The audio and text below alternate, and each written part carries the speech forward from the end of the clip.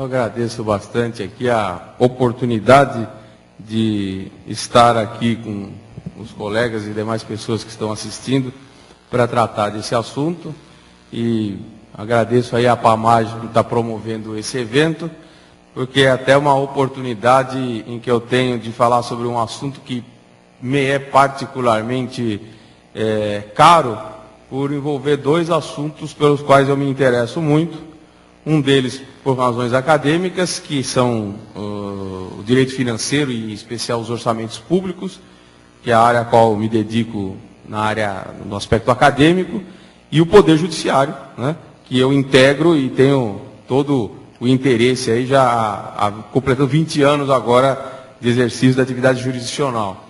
Então, uma maneira de unificar esses dois assuntos do meu interesse é justamente esse tópico, que é o que trata da autonomia financeira do Judiciário, que foi objeto de estudo da minha parte, foi uma das teses que eu escrevi, particularmente é aquela que eu acho que até gostei mais do resultado, já está inclusive publicada para quem tem interesse aí em estudar melhor o assunto, né, justamente sobre a autonomia financeira do Judiciário.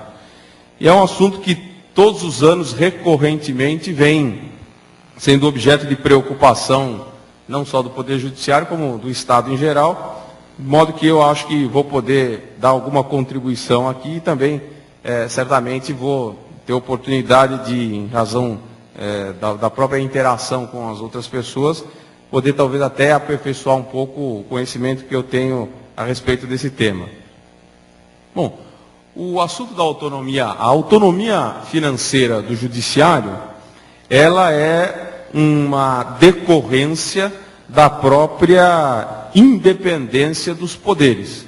A nossa Constituição prevê, no aspecto funcional, o sistema de tripartição dos poderes, assegurando logo no artigo 2º que nós temos 3 poderes independentes e harmônicos entre si: o legislativo, o executivo e o judiciário. Essa independência do judiciário, ela se manifesta sob diversos aspectos, né? Nós temos o aspecto da independência institucional do judiciário e até da independência funcional da magistratura. Particularmente, a autonomia financeira vai se inserir no aspecto da independência institucional do judiciário enquanto poder. Então, esse já é o primeiro ponto da Constituição, que vai dar início à ideia aí de autonomia financeira do Judiciário.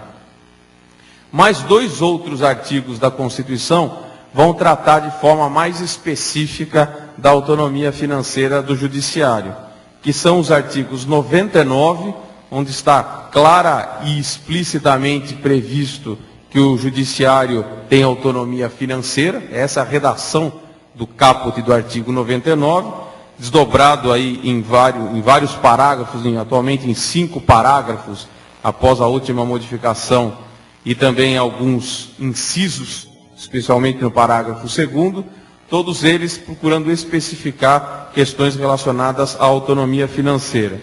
E completa também os dispositivos da Constituição que tratam da autonomia financeira, o artigo 168, que assegura o recebimento periódico e regular dos duodécimos.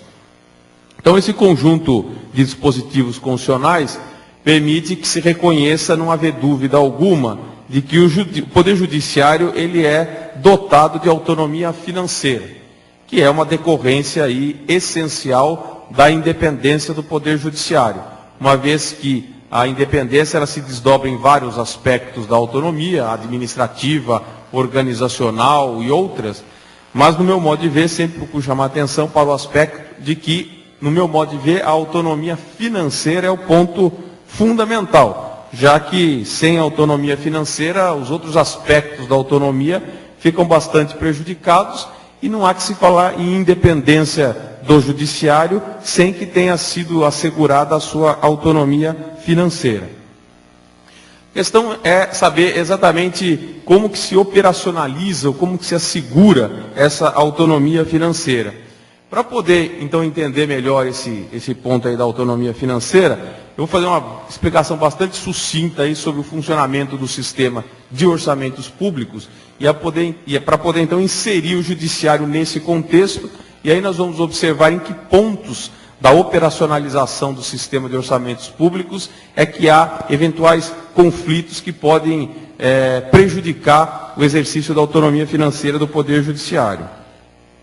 O sistema de orçamentos públicos do Estado brasileiro hoje, no caso também do Estado de São Paulo, né, o Brasil é uma organização federativa, então os entes federados são organizados na forma de uma federação. Nós temos 3 esferas de governo: a União, os estados e os municípios, e cada um deles, todos, tem que manter o seu sistema de orçamentos públicos. Isso é feito num sistema de planejamento da ação governamental, que envolve 3 leis de natureza orçamentária, que são o Plano Plurianual, que é, de uma maneira muito sucinta, aquele que traz as previsões no sentido de planejamento da atividade governamental para o período de 4 anos, que é editado no final do primeiro ano do mandato. A Lei de Diretrizes Orçamentárias, que prevê as diretrizes da administração pública para o ano subsequente. E, por fim, o orçamento ou lei orçamentária anual, que é o orçamento propriamente dito, onde estão a previsão das receitas e despesas para o exercício financeiro. Particularmente, eu chamo a atenção e só faço esse contexto aí do sistema de planejamento da ação governamental, porque nós vamos observar que existe um papel muito importante, fundamental e central para a autonomia financeira do Poder Judiciário, que é exercido pela Lei de Diretrizes Orçamentárias. Então, por isso é que é necessário ter uma ideia dessa contextualização do sistema de organização das finanças públicas, porque a Lei de Diretrizes Orçamentárias hoje, ela, conforme nós vamos verificar, representa ou tem um papel muito importante na fixação aí, ou na garantia da autonomia financeira do Poder Judiciário. Como é que funciona o sistema de orçamentos públicos, né? Então, nós temos, em primeiro lugar, esse aspecto de planejamento, que envolve essas 3 leis, e depois nós temos o aspecto do que nós chamamos de ciclo orçamentário, né? O ciclo orçamentário abrange todas as atividades que envolvem os orçamentos públicos. Isso começa com a elaboração das leis orçamentárias, todas elas. Mais particularmente, vou me referir aqui à elaboração da lei orçamentária anual, do orçamento propriamente dito. Então, essa representa a primeira fase aí do ciclo orçamentário, que vai desde o momento em que se começam a fazer os cálculos para a elaboração da lei orçamentária, de receitas e despesas que vão compor o orçamento, até a finalização da chamada proposta orçamentária, que é feita pelo Poder Executivo, a quem incumbe a iniciativa de apresentar a proposta de lei orçamentária. Essa proposta de lei orçamentária, ela vai para o Poder Legislativo para deliberar sobre o assunto e aprovar, já que a lei orçamentária é uma lei, portanto, sujeita à aprovação do Poder Legislativo. Então, nós temos uma primeira fase de elaboração da lei orçamentária, que envolve esses atos que eu estou mencionando, e uma vez finalizada essa fase, com a aprovação da lei orçamentária, inicia-se a outra fase, que é de execução orçamentária, ou seja, do cumprimento da lei orçamentária. Então, onde serão efetuadas efetivamente as despesas de acordo com o que está previsto na lei orçamentária. Então, isso completa aí uma segunda fase do ciclo orçamentário, que se conclui com o que ocorre paralelamente a tudo isso, mais especificamente na fase de execução orçamentária, que é a fiscalização financeira e orçamentária. Então, todo esse processo fica sujeito ao sistema de fiscalização financeira e orçamentária. Então, o que é chamado de ciclo orçamentário abrange essas atividades todas de elaboração, execução e fiscalização dos orçamentos públicos. E nessas fases surgem momentos em que se verifica se há, nesse contexto em que ocorrem eventualmente problemas que podem eventualmente aumentar ou diminuir a questão da autonomia financeira do judiciário. Então eu vou começar a fazer agora uma explicação um pouco mais minuciosa a respeito do que ocorre nessas fases, destacando exclusivamente aqueles pontos onde ocorrem esses eventuais problemas, né? E aí onde ficam as questões que eventualmente podem gerar alguma controvérsia no aspecto da autonomia financeira do Poder Judiciário. Eu vou começar com a primeira fase do ciclo orçamentário, embora seja um ciclo, portanto é circular, e eu estou colocando a elaboração como primeira fase, porque parece mais didático e coerente fazer referência dessa forma. A elaboração da lei orçamentária, ela começa dentro do Poder Executivo. Ou melhor, ele começa na administração pública toda, né, que abrange os 3 poderes, mas sob o comando do Poder Executivo. Isto ocorre em razão da privatividade da iniciativa legislativa da lei orçamentária. A lei orçamentária é uma lei de iniciativa privativa do chefe do Poder Executivo. Portanto, incumbe ao Poder Executivo iniciar a elaboração da lei orçamentária até finalizar e fazer a chamada proposta orçamentária.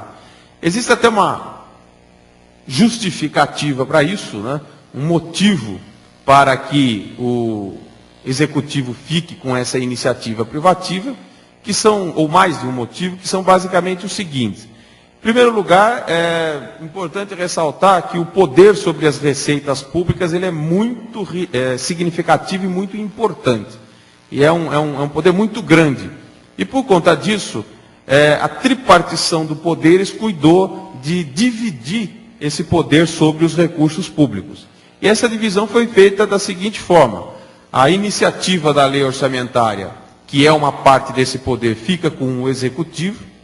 A aprovação da lei orçamentária, que é outra parcela importante desse poder, fica com o Poder Legislativo.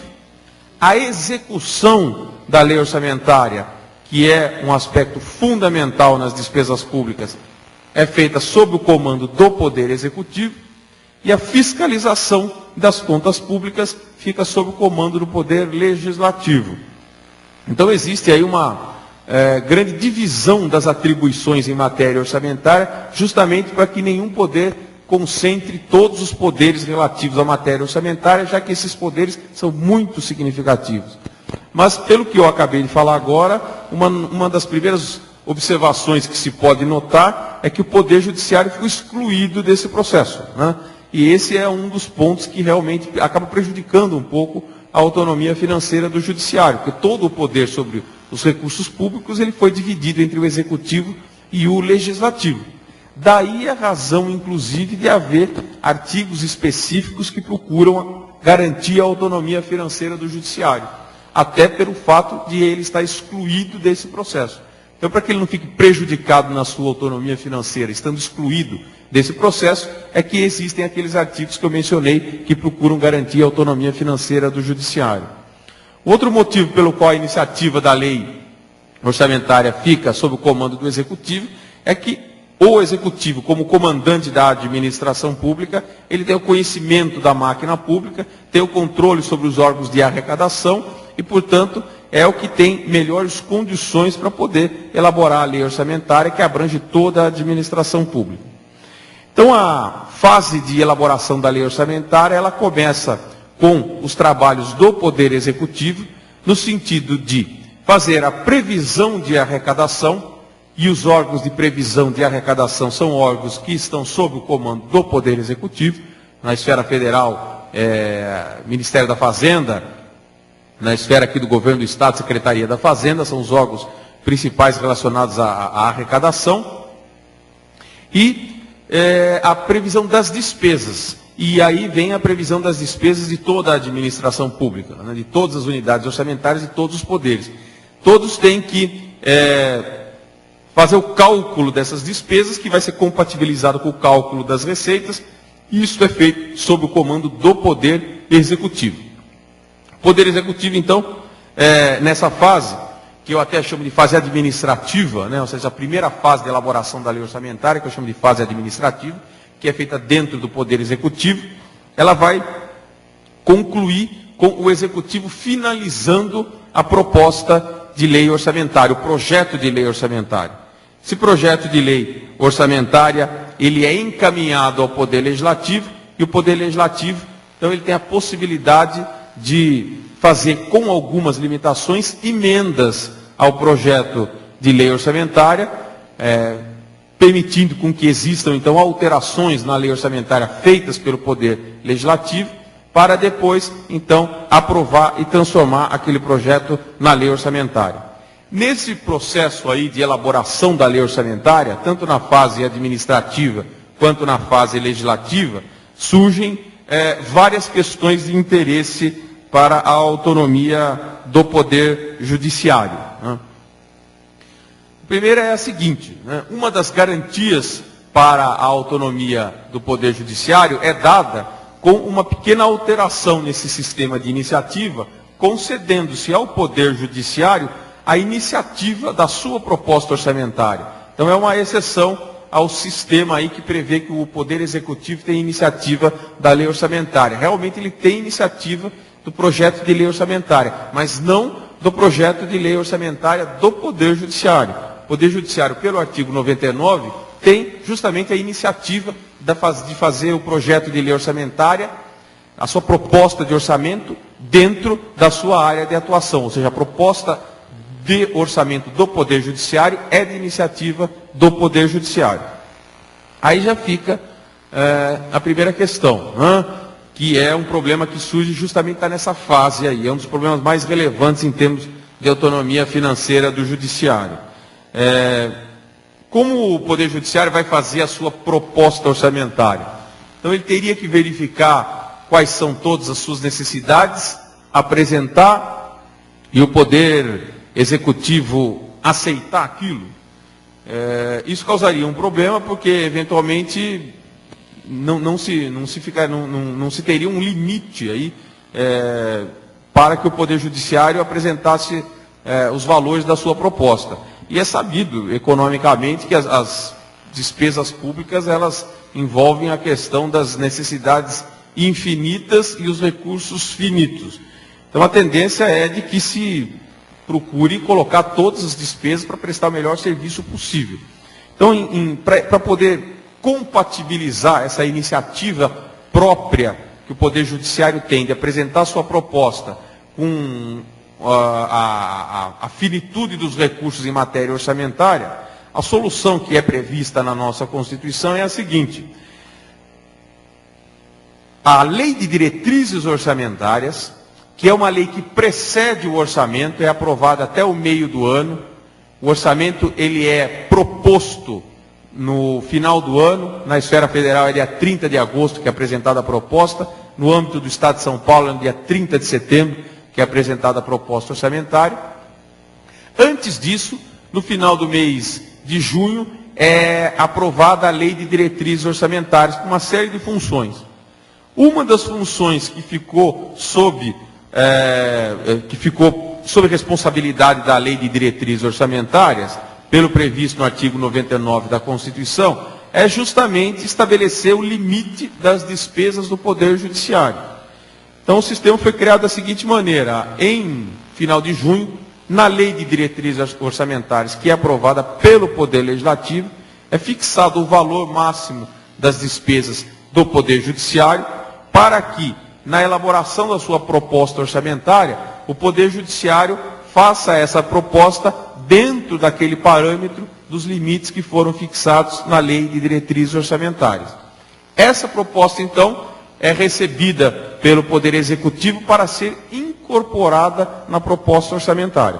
E aí nós teríamos aí talvez o principal ponto da autonomia financeira do Poder Judiciário. Qual é o problema que tem havido, em especial no âmbito aqui do Estado de São Paulo? Então nós estamos incorrendo aqui já há vários anos numa clara inconstitucionalidade no procedimento ocorrido no âmbito aqui do poder, da administração pública estadual, que tem sido omissa na Lei de Diretrizes Orçamentárias com relação à fixação desses limites na Lei de Diretrizes Orçamentárias. Então a Lei de Diretrizes Orçamentárias do Estado de São Paulo ela não cumpre, ou reiteradamente não tem cumprido, essa determinação constitucional e não faz referência aos limites de despesa do judiciário. E aí gera o problema, que é o seguinte, né, uma vez apresentada a proposta do judiciário e não havendo fixação dos limites da lei de diretrizes orçamentárias, qual seria o procedimento a adotar, né? Teoricamente, no meu modo de ver, a única possibilidade que o Executivo tem de estabelecer, o Executivo não tem, de haver um sistema de limitação das despesas do Poder Judiciário é pela lei de diretrizes orçamentárias. Não havendo a fixação de limites de despesas na lei de diretrizes orçamentárias, a proposta orçamentária do Poder Judiciário teria que ser aceita. E isso já tem manifestações, inclusive do Supremo Tribunal Federal, nesse sentido, né, de que não é possível aceitar o chamado corte nessa fase, né, que é conhecido e inclusive acabou de ocorrer agora, como tem ocorrido todos os anos, o corte das despesas feitas na proposta do orçamento do Poder Judiciário por ato do Poder Executivo. Só é possível isto, e a Constituição, na nova redação da emenda 45, foi muito clara, se o Poder Judiciário apresentasse a sua proposta em valores superiores aos limites fixados na Lei de Diretrizes Orçamentárias. Não havendo limites na Lei de Diretrizes Orçamentárias, o Poder Executivo não pode fazer cortes nessa proposta. Então, isso é uma anomalia que acaba incorrendo numa inconstitucionalidade pelo fato do governo do Estado de São Paulo estar elaborando a lei de diretrizes orçamentárias sem fazer constar esse valor de limite de despesa. Que se constasse, então, tornaria a proposta do judiciário apresentada dentro dos limites impossível de ser alterada. E que, no meu modo de ver, não havendo limites, ela também não pode ser alterada, né? Porque os limites só podem ser feitos por ato do Poder Legislativo com previsão na lei de diretrizes orçamentárias. Mas não é só esse o ponto que existe nesse aspecto. Por isso que eu dou uma importância muito grande a essa questão da lei de diretrizes orçamentárias. A Constituição fala que a lei de diretrizes orçamentárias deve estabelecer esses limites para o Poder Judiciário em ato conjunto com os demais poderes. Portanto, tem que haver, de alguma forma, uma elaboração na lei de diretrizes orçamentárias desses limites de despesas do Poder Judiciário em ato conjunto dos poderes. Isto, muitas vezes, não é feito, tanto que houve já casos em alguns estados em que a lei de diretrizes orçamentárias fixou esses limites, mas esses limites incorreram em inconstitucionalidade reconhecida pelo Supremo Tribunal Federal por não terem sido estabelecidos por um ato em que houve participação do Poder Judiciário. A maneira de poder fazer isso do modo mais correto seria, no meu modo de ver, fazer como houve no estado de Minas Gerais, em que se criou uma comissão para poder acompanhar a elaboração da lei de diretrizes orçamentárias e justamente fixar esses limites. Aqui no âmbito do estado de São Paulo, não existe isso, mas existe um projeto de lei que decorreu dos trabalhos da Frente Parlamentar de Autonomia Financeira do Poder Judiciário, que é o projeto de lei número 1384, de 4 de dezembro de 2007, iniciativa do deputado Rodolfo Costa e Silva, que estabelece justamente a criação dessa comissão, que seria uma comissão destinada a elaborar esse projeto de lei de diretrizes orçamentárias, especificamente no que se refere à fixação desses limites de despesas do Poder Judiciário na lei de diretrizes orçamentárias. Então esse é um ponto aí que, no meu modo de ver, é o mais relevante. Porque como a Constituição é absolutamente clara no sentido de que o Poder Judiciário tem a iniciativa de apresentar sua proposta, e essa proposta, ela é inalterável por ato do Poder Executivo. E ela tem que, desde que ela seja estabelecida nos limites da lei de diretrizes orçamentárias, limites esses que são feitos em ato conjunto dos poderes, com participação do Poder Judiciário, seria dessa forma que haveria o respeito da maneira como está escrito na Constituição, pela autonomia financeira do Poder Judiciário. Então evitaria aí todos esses problemas, como é o que está ocorrendo essa semana com esse corte que ocorreu nessa fase, que é o corte que vem da apresentação da proposta por iniciativa do Poder Judiciário, que ao ser incorporada na proposta feita pelo Poder Executivo e enviada à Assembleia, ela é adequada por ato do Poder Executivo nos valores que o Executivo entende devidos, né? Sem participação, sem concordância e de uma maneira contrária ao que está expressamente estabelecido no texto constitucional. Existem alguns outros detalhes também que podem ser levados em consideração, né? Por exemplo, com relação a essa apresentação da proposta, né? A lei de iniciativa do Poder Executivo, mas vários estados fizeram constar na sua Constituição que essa proposta do orçamento do Poder Judiciário, como ela não é suscetível de alteração pelo Poder Executivo, ela já deveria ser apresentada diretamente à Assembleia. Alguns estados estabelecem isso na Constituição, que a proposta de orçamento do Poder Judiciário é apresentada dentro dos limites fixados na Lei de Diretrizes, diretamente ao Poder Legislativo. Aqui em São Paulo, a Constituição prevê a apresentação para o Poder Executivo, a fim de que este incorpore no seu projeto e encaminhe ao Poder Legislativo. O mesmo ocorre na esfera federal, mas não é o que ocorre em alguns outros estados. Então, nós temos uma redação da Constituição Estadual que prevê isso. Evidentemente, isso poderia ser alterado, que no meu modo de ver, talvez fosse mais adequado para poder assegurar mais a autonomia financeira, que essa proposta do orçamento judiciário já fosse apresentada diretamente à Assembleia. Mas mais relevante do que isso é o que eu disse no item anterior, né? Tudo isso depende da fixação dos limites das despesas do Poder Judiciário na Lei de Diretrizes Orçamentárias. Então, no que se refere à parte de elaboração da lei orçamentária, esse é o principal ponto controvertido em termos de autonomia financeira do Judiciário. Existem alguns pontos na fase de execução orçamentária e depois alguns outros pontos que envolvem todas as fases, eu vou procurar enumerar cada um deles, né? Na fase de execução orçamentária, ou seja, a lei orçamentária já foi aprovada, portanto os gastos vão ser feitos, é uma fase em que fica sob o comando do Poder Executivo, o sistema é organizado dessa forma, pode haver alguns problemas pelo seguinte, né? Existe a necessidade, o orçamento ele é uma lei com características pouco diferentes das leis de uma forma geral, porque ele é uma lei que exige flexibilidade no seu cumprimento.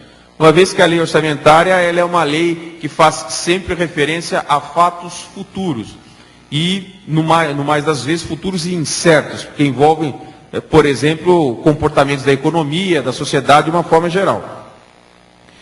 Então, há necessidade de que se permita que existam possibilidades de ajustes, né, de flexibilidade no cumprimento dessa lei orçamentária, sempre, no meu modo de ver, no sentido de fazer cumprir aquilo que está previsto.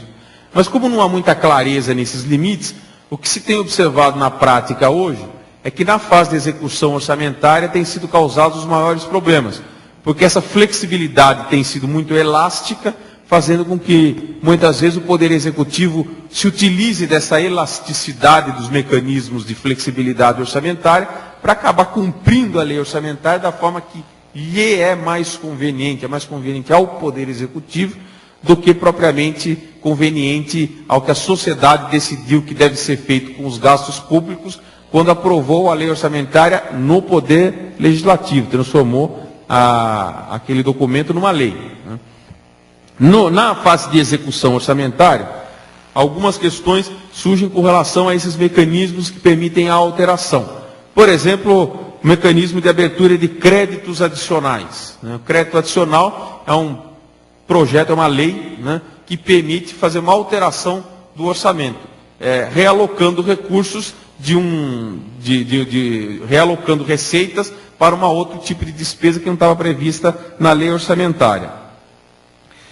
No que se refere aos créditos adicionais, um problema que eu identifiquei, que eu acho muito estranho, é que existe um entendimento de que a iniciativa dos créditos adicionais é privativa do Poder Executivo, o que causa uma situação bastante inusitada, porque se for mantida essa interpretação com a qual eu não concordo, né, o Poder Judiciário, havendo necessidade de uma suplementação que é feita por pedido de abertura de crédito adicional, teria que fazer uma solicitação ao Poder Executivo para que fizesse esse pedido de suplementação, para que depois esse pedido de suplementação fosse apreciado. o que não faz sentido, né? No meu modo de ver, isso não tem razão de ser.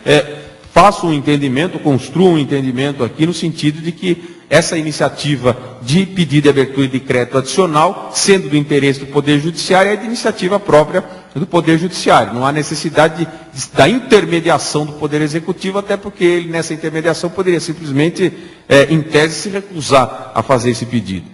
Isso, na prática, não tem sido muito utilizado, porque o mecanismo de abertura de créditos adicionais, ele foi distorcido pelo sistema atualmente vigente na maior parte dos orçamentos públicos, com a previsão já na lei orçamentária, dentro das possibilidades legais, de uma abertura geral de crédito adicional na própria lei orçamentária, né?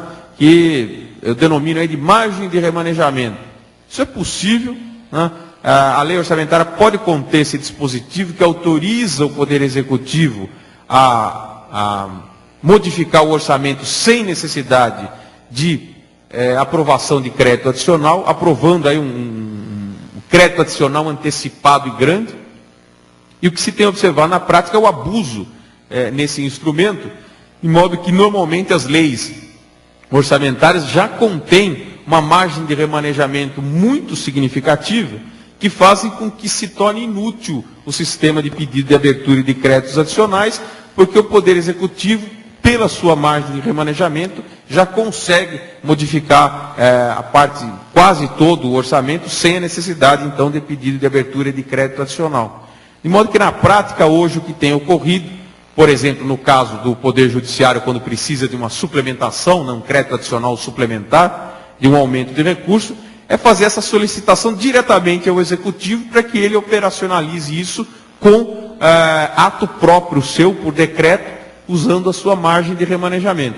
Ou seja, acaba submetendo um pedido, uma necessidade do Poder Judiciário, não ao crivo do Poder Legislativo, que teria a legitimidade para isso, mas acaba submetendo isso ao próprio Poder Executivo. Então é uma indevida... uma situação em que indevidamente o Poder Executivo assume funções que não lhe são próprias, né?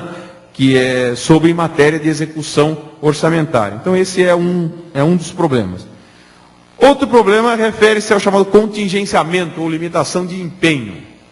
Como a lei orçamentária faz a previsão de receitas e despesas para o exercício financeiro todo, e isto ocorre no começo do ano, mas as receitas e as despesas não vão estar disponíveis para serem feitas no começo do ano. Então, toda a receita que está prevista no orçamento, ela não está efetivamente no caixa do governo no primeiro dia do ano.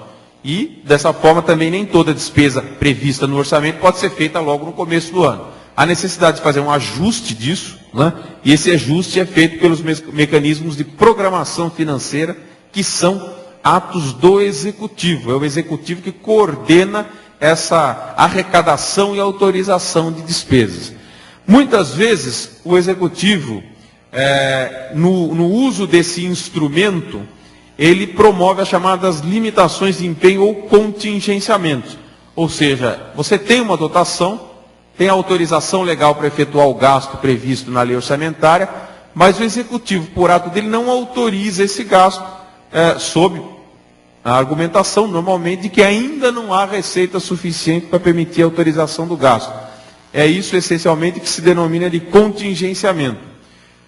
Muitas vezes tem ocorrido de ser utilizado o contingenciamento para alterar as previsões das dotações orçamentárias. Então, a sucessão dos contingenciamentos faz com que finde o exercício financeiro sem que aquela despesa seja autorizada. Com isso, o recurso daquela despesa foi, de alguma forma, realocado para outro tipo de despesa por utilização do mecanismo de contingenciamento. Esse mecanismo, no meu modo de ver também, não é possível de ser utilizado com relação às despesas do judiciário. Na prática, o que se tem observado é que esse, no âmbito do Poder Judiciário, não é um problema, porque realmente o Poder Executivo não tem utilizado esse instrumento de contingenciamento em relação às despesas dos poderes judiciários de uma forma em geral. Mas, de qualquer forma, se fosse utilizar, em tese, no meu modo de ver, não seria possível. Em tese, é um instrumento que poderia ser utilizado. Também por conta da nova redação da Constituição pela emenda 45 e pelo disposto no artigo 168, segundo a redação dada por essa emenda, o Poder Judiciário hoje ele recebe as suas despesas na forma de duodécimos, de modo a não ficar sujeito a esse fluxo de autorização de remessa de recursos por parte do Poder Executivo. Então, esse ajuste de receita com despesa acaba sendo feito dentro do próprio Poder Executivo, já que o Poder Judiciário recebe os seus recursos na forma de duodécimos, conforme está previsto no artigo 168 da Constituição. Então, esse mecanismo de contingenciamento só menciono, mas na prática ele não tem causado problemas aí para o Poder Judiciário, pelo fato de não estar sendo utilizado para esses fins. Então, no que se refere à elaboração e execução orçamentária, esses são os principais problemas. No âmbito da fiscalização financeira e orçamentária, apenas vou fazer uma referência ao sistema que é adotado, embora não tenha havido grandes problemas para a autonomia financeira do Judiciário, no que se refere ao aspecto da fiscalização financeira, né?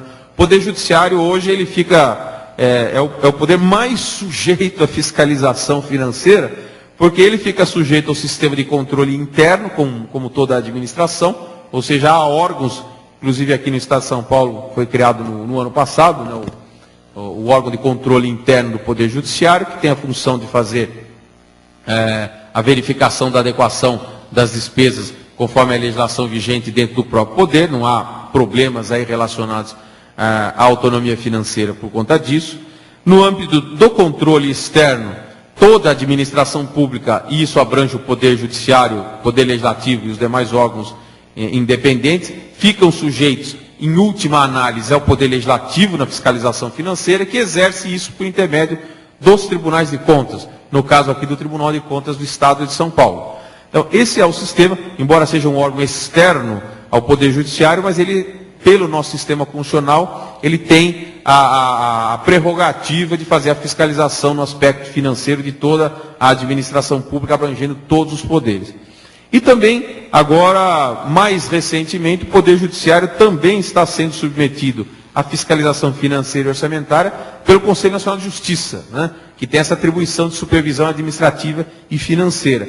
Nesse ponto, eventualmente, pode haver alguns problemas, porque não há uma delimitação muito clara de quais são as atribuições do Conselho Nacional de Justiça no que se refere a essa atuação de fiscalização financeira e orçamentária. Então pode haver tanto problemas relacionados a conflitos com os próprios tribunais de contas, como eventualmente ações do Conselho Nacional de Justiça que extrapolariam a sua função de fiscalização financeira e orçamentária. E isso decorre do fato de justamente não haver ainda uma delimitação muito clara de qual é a função do Tribunal, do Conselho Nacional de Justiça no que se refere a esse aspecto de fiscalização orçamentária. Então, em linhas gerais, no âmbito do aspecto do ciclo orçamentário, essas são as principais questões que podem ocorrer envolvendo o ciclo orçamentário.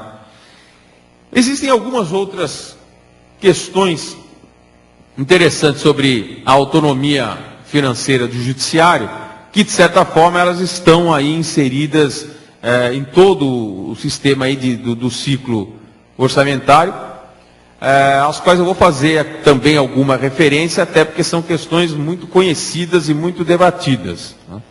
A primeira delas talvez a primeira questão que surge quando se pensa em assegurar a autonomia financeira a quem quer que seja, né? O que seria a autonomia financeira?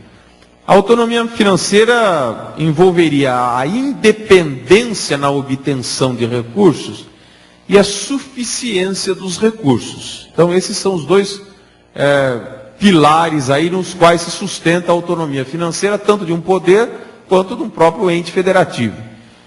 Recursos obtidos de forma independente e recursos obtidos em quantidade suficiente. No que se refere à suficiência dos recursos, o Poder Judiciário e a maior parte dos serviços públicos enfrentam o dilema de saber qual é o montante de recursos que seria suficiente. E esse é um problema complicado, porque se houvesse tecnicamente uma maneira de definir qual é a quantidade de recursos que seja suficiente, a decisão sobre a autonomia financeira ela seria extremamente técnica, porque havendo um valor específico que seria aquele para fazer frente às necessidades do Poder Judiciário, a autonomia financeira evidentemente exigiria que o Poder Judiciário tivesse aqueles valores. O problema é que isso não é, na prática, possível de ser feito, porque o Poder Judiciário ele tem por função essencialmente fazer justiça. E isso é algo muito difícil de ser definido, né? No que significa fazer justiça e exatamente quando se está fazendo justiça de forma adequada e conveniente. Então, dada a própria dificuldade de identificação do serviço prestado pelo Poder Judiciário, fica difícil também saber como, quando e onde, de que forma ele estaria adequadamente prestando esse serviço e, portanto, quais seriam os exatos valores que ele teria necessidade para prestar adequadamente esses serviços. As necessidades públicas são infinitas, isso vale para qualquer serviço público, inclusive o Poder Judiciário. Quanto mais recurso o Poder Judiciário tiver, certamente mais aperfeiçoado será o serviço de justiça que ele vai prestar. Então é muito difícil saber quando isso atinge um ponto, de modo a que consigamos estabelecer o exato valor das despesas que o Poder Judiciário precisa. O que acaba fazendo com que essa decisão se torne, em boa parte, uma decisão política, né?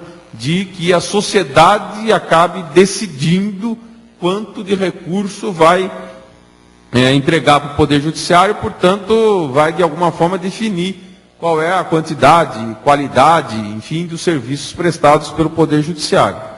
Por isso é que nesse ponto acaba se voltando àquele aspecto anterior, admitindo-se que essa decisão ela tem um fundo político muito significativo, quem teria legitimidade para decidir sobre isso, em não havendo uma forma de decidir tecnicamente, seria o poder que representa a população, que no caso viria do Poder Legislativo, e não exclusivamente do Poder Executivo, que é o que nós observamos tem ocorrido em matéria de despesa pública, né? Então esse é um dos problemas. Quer dizer, nós temos um problema em termos de definição da autonomia, que é justamente o problema de saber qual é o exato valor que o Poder Judiciário precisa. E também existem até alguns problemas relacionados ao que deve compor as despesas do Poder Judiciário. Existe uma série de dúvidas orçamentárias sobre o que deve constar como despesa do Judiciário. E isso são infinitas as possibilidades de problemas nesse aspecto. Problemas relacionados a servidores inativos, se constam ou não como parte integrante das despesas do Poder Judiciário. Recentemente, dúvida relacionada ao pagamento dos precatórios, eles devem não ser incorporados às despesas do Poder Judiciário, já que é ele quem tem que efetivar e controlar o pagamento disso. E outros pontos, por exemplo, em que, da minha parte, eu não teria muita dúvida, mas é um caso curioso aqui que afeta o Estado de São Paulo. Construção de edificações, né? Construção de fóruns, por exemplo. Em quase todo o país, isso é uma despesa claramente afeta o Poder Judiciário e que integra o orçamento do Poder Judiciário. Mas é um exemplo de que existem anomalias nesse sentido. No Estado de São Paulo, por exemplo, o programa relacionado à construção de fóruns, ele está sob comando do Poder Executivo. É um programa que consta na unidade orçamentária da Secretaria da Justiça, né? Mas isso é só para que vocês tenham uma noção de como não é muito claro o que deve constar ou não, como despesa a ser parte daquelas que se consideram despesas do Poder Judiciário, que dificultam a fixação desse exato valor de despesa, que é um ponto que seria, em tese, fundamental para poder assegurar ou garantir a autonomia financeira. Outras questões referem-se ao que eu chamaria de eventuais mecanismos que poderiam garantir a autonomia financeira do Judiciário. Que mecanismos seriam esses? Então existem vários, né, que procuram garantir a autonomia financeira de entes federativos e eventualmente poderiam ser aplicados ou não ao Poder Judiciário. Um deles, por exemplo, é a vinculação de receitas. Estabelecer um determinado vínculo de uma receita qualquer para o Poder Judiciário. Portanto, a legislação estabeleceria que uma determinada parcela da receita seria do Poder Judiciário. Existe uma vedação constitucional a isto, né? Não é permitida a vinculação da receita de impostos a órgão, fundo ou despesa. Embora isso possa ser feito, como ocorre com as universidades paulistas, por intermédio de previsões sucessivas na lei de diretrizes orçamentárias. Então, em tese, existiria uma possibilidade de se estabelecer essa vinculação de receitas. Outro ponto também, no que se refere à vinculação de receitas, é que essa é uma proibição constitucional, e no meu modo de ver, entendo que não seja uma proibição constitucional que configura a cláusula pétrea. O artigo 167, inciso 4 da Constituição, que estabelece o chamado princípio da não vinculação, ele não configurando uma cláusula pétrea, ele pode ser alterado por emenda constitucional. Como já foi várias vezes, e houve várias exceções que foram introduzidas nesse artigo por emenda constitucional. Eu não vejo óbice aqui alguma emenda constitucional estabeleça uma vinculação de receita, mesmo de impostos, para o Poder Judiciário. Até porque você teria, num suposto conflito de princípios, o conflito seria entre o princípio da independência dos poderes com o princípio da não afetação. E evidentemente que o sopesamento disso dá evidente mais importância ao princípio da independência dos poderes do que o da não afetação. Então esse é, em tese, uma possível forma de tentar assegurar uma maior autonomia financeira ao judiciário, estabelecendo vinculação dessa natureza. Outra fórmula que se discute muito é a previsão de uma participação na receita orçamentária, que é também, em tese, possível, né? Estabelecer não uma vinculação de uma receita específica de um determinado imposto ou de uma fonte de receita qualquer para o Poder Judiciário, mas uma fatia, né, um percentual do orçamento do Estado destinado especificamente para o Poder Judiciário. Também, no meu modo de ver, é algo que não há óbice a que isto seja feito por emenda constitucional. É uma emenda constitucional à Constituição do Estado de São Paulo, que estabeleça, digamos, um percentual da receita orçamentária para o Poder Judiciário, ela é perfeitamente possível. Mas o instrumento teria que ser esse, né? Teria que haver uma emenda constitucional que estabelecesse esse percentual. No meu modo de ver, isso não violaria qualquer tipo de cláusula pétrea, portanto, poderia ser feito. Sim, a iniciativa de proposta de emenda constitucional, se seria de iniciativa do Poder Judiciário, eu acredito que sim. Quais seriam as vedações agora? Acho que não. Não, no meu modo de ver, não vejo óbice a isso, não. Uma proposta de emenda constitucional, em princípio, seria ver melhor, mas em princípio não vejo óbice a proposta de emenda constitucional nesse sentido, né? Eu até aproveito aqui, aproveitar o ensejo do assunto, para até fazer um esclarecimento aqui, porque eu tenho lido muitas coisas a respeito, e eu gostaria de fazer um esclarecimento sobre esse ponto, porque eu tenho visto com uma certa frequência, em razão de um conhecido percentual de 6%, né, de uma pequena confusão, perfeitamente compreensível, já que o assunto é altamente complexo e não é um assunto de conhecimento normal aqui do nosso dia a dia jurisdicional, sobre a questão dos 6%. Né. Alguns estados fizeram emendas constitucionais, alguns estados não, acho que hoje em vigor não há nenhuma emenda constitucional estadual, que existem países. Existem alguns países em que a Constituição prevê percentuais, e curiosamente, muitas vezes até o percentual é 6%. Né? Mas, no caso do Estado de São Paulo, fala-se muito no percentual de 6%, só que esse percentual de 6% que se ouve falar muito aqui no estado de São Paulo, é um valor que está fixado na Lei de Responsabilidade Fiscal como sendo o teto das despesas com pessoal do Poder Judiciário Estadual. Então isso é outra coisa, né?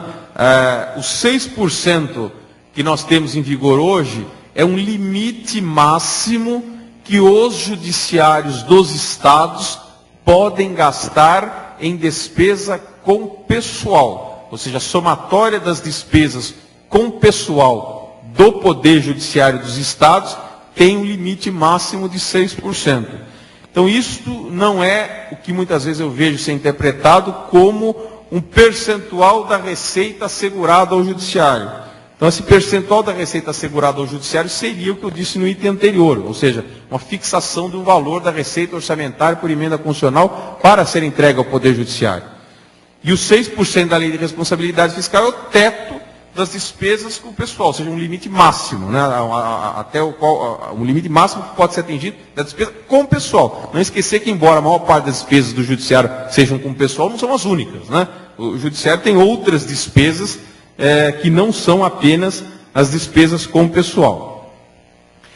Por fim, também um tema que eu gostaria de fazer um esclarecimento é com relação aos chamados fundos orçamentários do judiciário, né? Os fundos de despesa do Poder Judiciário. Uma das formas que também aumenta muito e melhora muito a autonomia financeira, pode melhorar muito a autonomia financeira do Judiciário, é com a criação de fundos. O que são os fundos? Os fundos são